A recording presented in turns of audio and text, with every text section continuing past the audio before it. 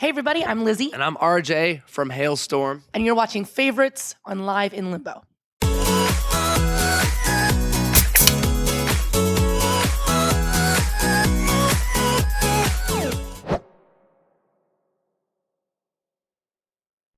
Ooh, I have a cool recent one. Okay. Did I tell you this one? Oh, about the pipes? Yeah. Yeah. Tell them about the awesome. pipes. We were playing in Billings, Montana, and it's this old, it's called The Shrine. It's this old, like, Messianic, or however you pronounce it, just kind of weird.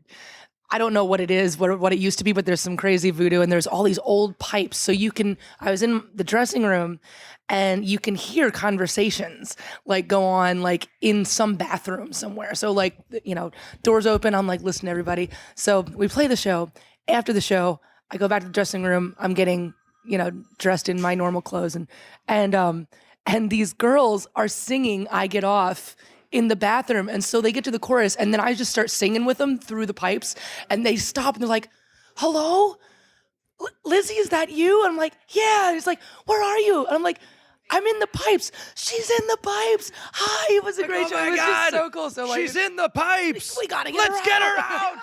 No, it was just Hang funny. on, we'll get you out of there. Because like we didn't know like where like any of the rooms were like to connect or anything, but it was so weird and cool. Well, I had a cool one right now. I just figured out that you like to watch my live streams on Periscope.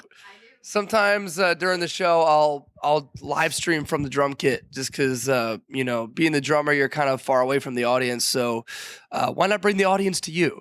So I would usually mount my phone somewhere, and I just found out that you watch them. So there you go. Warm, fuzzy feelings already. It varies. Yeah, that changes. Right now, I'm enjoying... My favorite to perform live is Dear Daughter. Her favorite is the drum solo. Because we don't have to do that. Because that's our break time. That's good. In all seriousness, I think it's Miss the Misery. Because it's like, it's seemingly no matter what across the board, that's like the song, like everybody just yells every lyric at me. You know what? I've been really having fun with Apocalyptic because that tempo and that groove, like sometimes I'll switch to eighth notes on the hi-hat and it'll feel like I'm playing to like a hip-hop song. And I'll add some like tasty gospel chops in there. So. And you can relate to the 9 Inch Heels. And when you go to bed. I mean, whatever. What a man does in his personal time. Sponsored by Tim Hortons. I went back and I've been listening to a lot of classic rock. So, what did I just? I really love. Oh, this I just new? just found out he's been around for a while, but this dude Royce the 5'9", I like. He's got a cool style, cool flow. I like hip hop, so yeah, that I'm into right now. Right now, there's an artist called Banks who's really weird, and I've been listening to that. But then I always kind of go back to Black Sabbath, so somewhere in between there.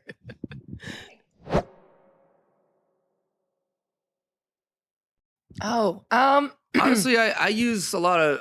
I mean, I'm guilty as charged. You can judge me all you want, but I do the Spotify thing. I subscribe. I think it's a cool new medium. Person.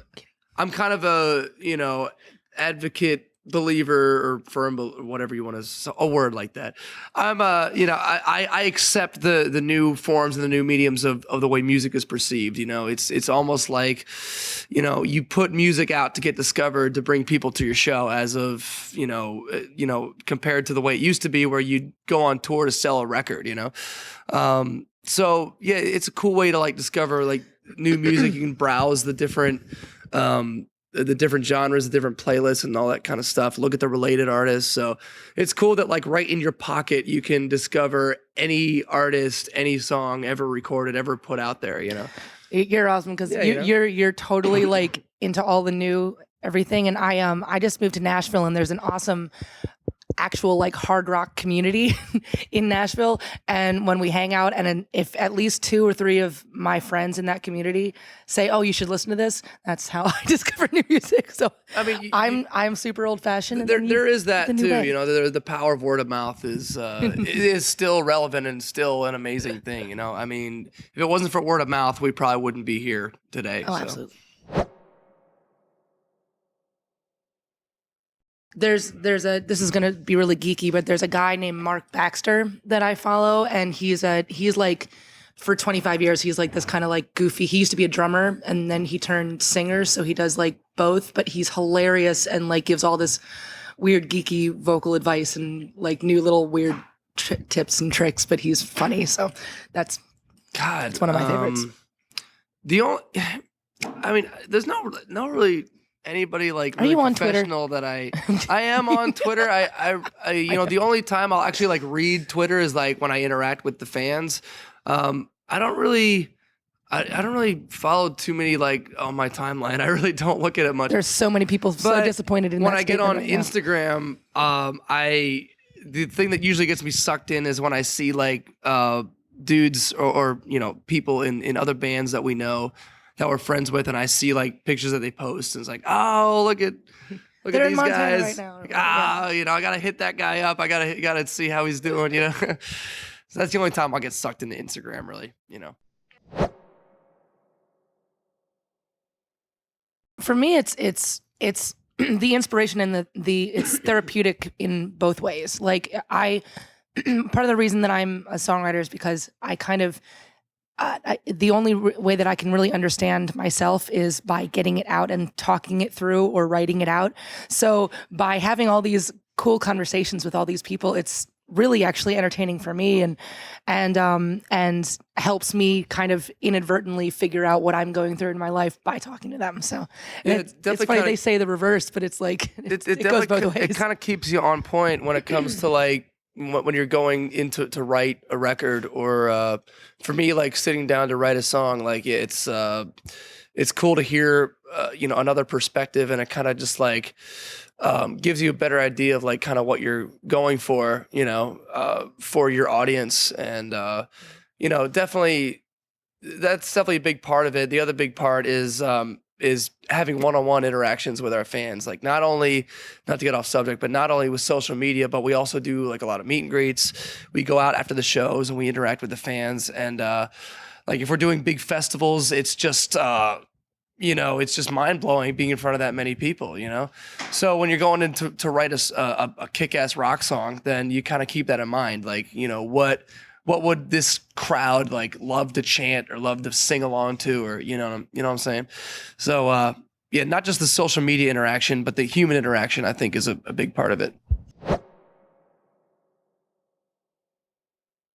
That's a terrible question. I wish we could have. Unfortunately, Seven Dust is like the one band that we've known for a long time. They're our brothers. They're our family. We've never actually never did a real tour with them. Let's do that. Love that band. Love that for me. They were actually they were one of our first. It was them and Disturbed that we were listening to. Right, when we were right. kids. When we were growing up, I went through my nu metal phase. I was into Disturbed and Korn and Seven Dust, and you still are. I still like it, still appreciate it. But as you grow, you listen to other things, and you expand. That would be a band that I would want to tour with, just because I love those guys. Yeah, I think we can all agree on that. But as far as favorite band that we have toured with, that's a tough call. That's like saying, "Oh, let's pick your favorite friend right now." We actually just did a full-on Canadian run with 3 Days Grace, and I love those guys. Super amazing, awesome guys. They're Canadian, so they're super nice, of course. Every Canadian band I've met is awesome. So they were cool. Avenged Sevenfold, Disturbed, Stone Sour. I can't think of a single band that we toured with. Alter Bridge, yeah. Godsmack was awesome. Stained was awesome. Oh, God. We're on tour with Lita Ford right now, and Dorothy. Those guys are incredible. Like, this is like the coolest, as far as like every single person on the tour is awesome kind of tour, That's the tours I love, And that's why, like, when it comes to selecting the bands that we tour with, we have a big hand in it, because the most important thing is that everybody gets along and everybody's for the same goal. Kick-ass rock tour.